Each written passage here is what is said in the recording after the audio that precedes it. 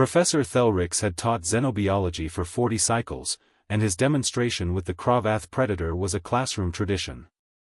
The massive creature, 800 pounds of muscle, claws, and primal fury, served as the perfect example of apex evolution.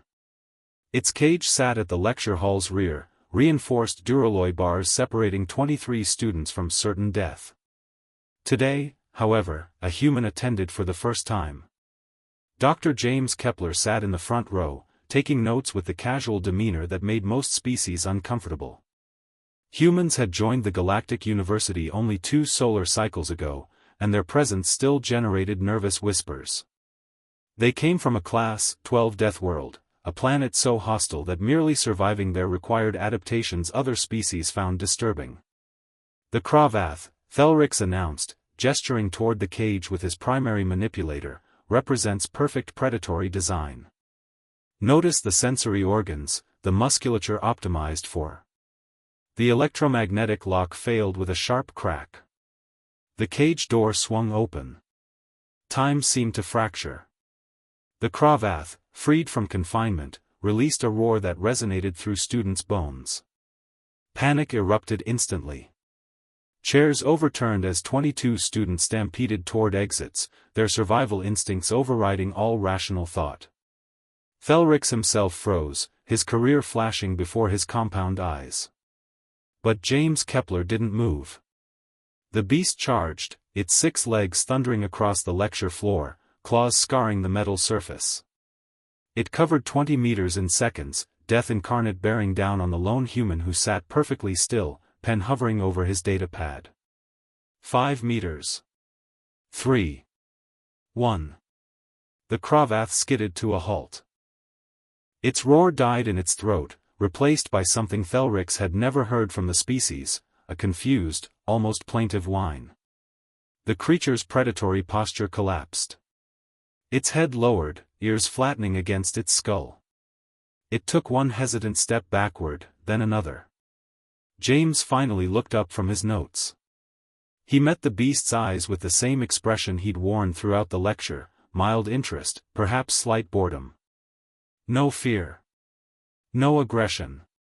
Just the calm, flat stare of something that had faced worse. The Cravath turned and retreated to its cage, tail tucked, emanating distress pheromones. Security finally arrived, sealing the cage while Thelrix stood paralyzed.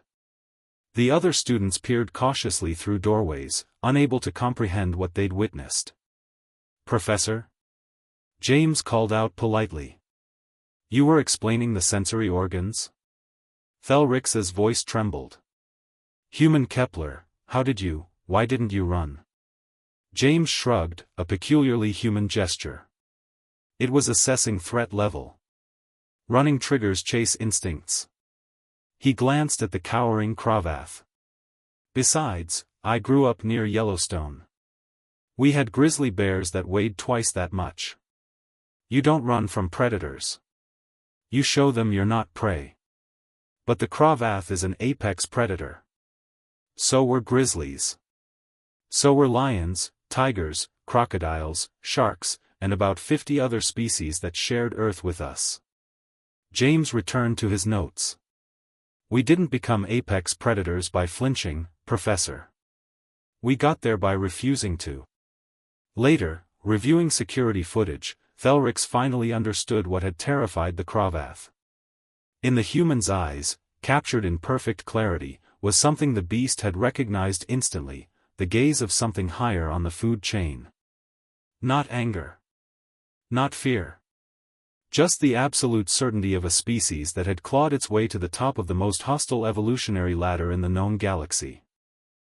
The next day, Thelrix revised his lecture notes. Apex predator, he wrote, remained undefined until humans entered the galaxy.